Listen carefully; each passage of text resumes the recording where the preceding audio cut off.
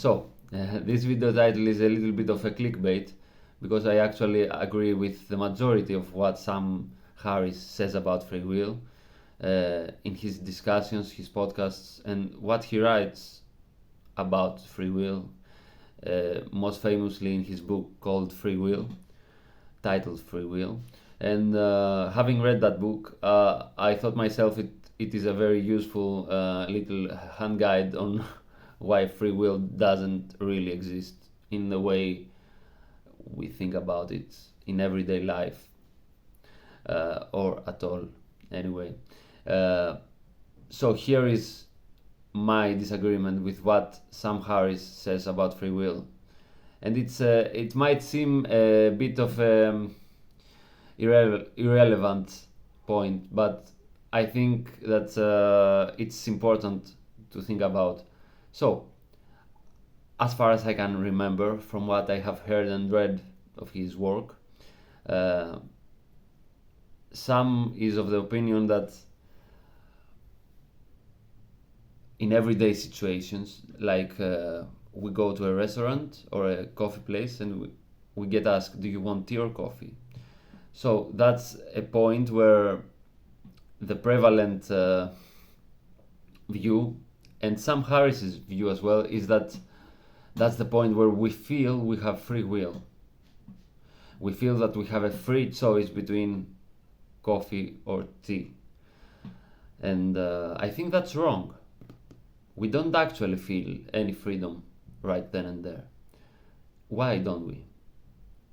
Because we don't think about the matter. We don't think about the matter of whether or not we have freedom. We just think about the concept of coffee or tea and say the words coffee or tea.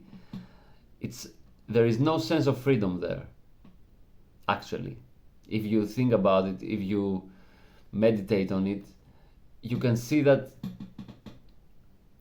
there is just the choice being made, or not even the choice, the thought of coffee or tea, and there is no sense of freedom there. Where is the sense of freedom? The sense of freedom is whether being asked if we want coffee or tea, if we are then asked or guided to take our choice freely.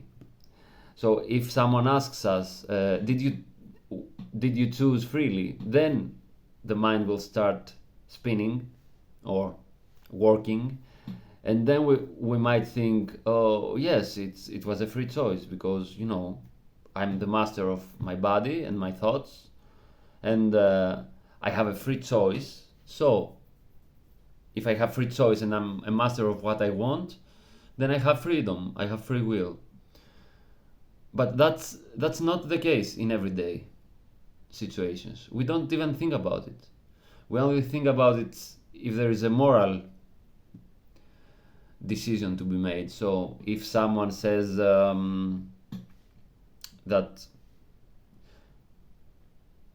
their choice was wrong, for example, and somebody else says, yes, it was your freedom, you made this of your own free will, or even in a right choice, you make a choice and somebody says, yeah, it was the right choice, you had the freedom to choose and you choose correct. So it's either a moral valuation, or it's when we think about whether we have freedom. So it might be a metaphysical valuation, which if you concluded that you have free will, it's a wrong one, but that's okay. It's still a metaphysical valuation.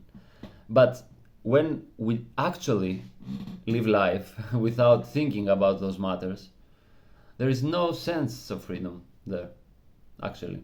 There is the process of choosing, whether you want to see it from the third person perspective, as an organism choosing, as a human evaluating and picking, or the first person perspective, which is somebody asked me, I had the experience of somebody asking me whether I wanted coffee or tea, and a thought popped up and said I want coffee, and then another thought popped up and said, no, I will have tea.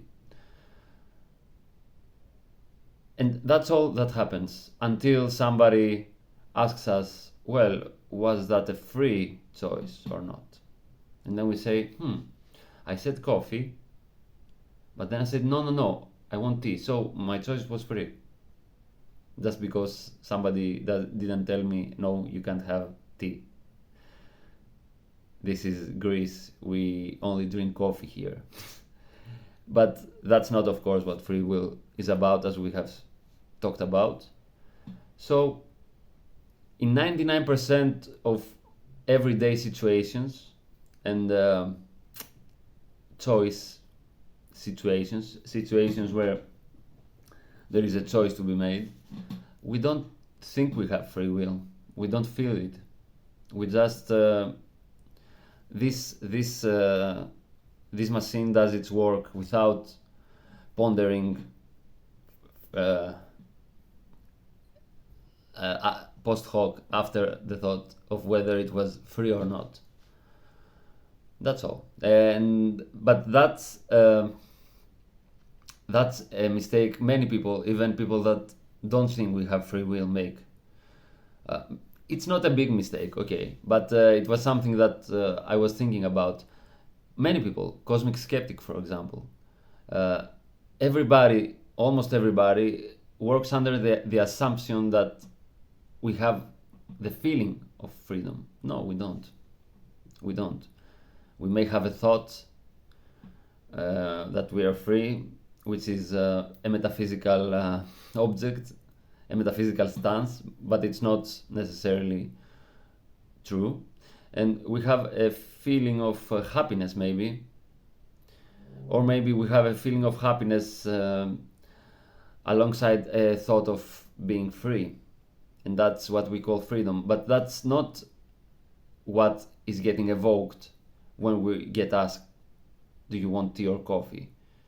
It's a choice making, but there is no feeling of free will involved unless we get reminded of that, or we think of it because it actually is something we ponder about in everyday circumstance.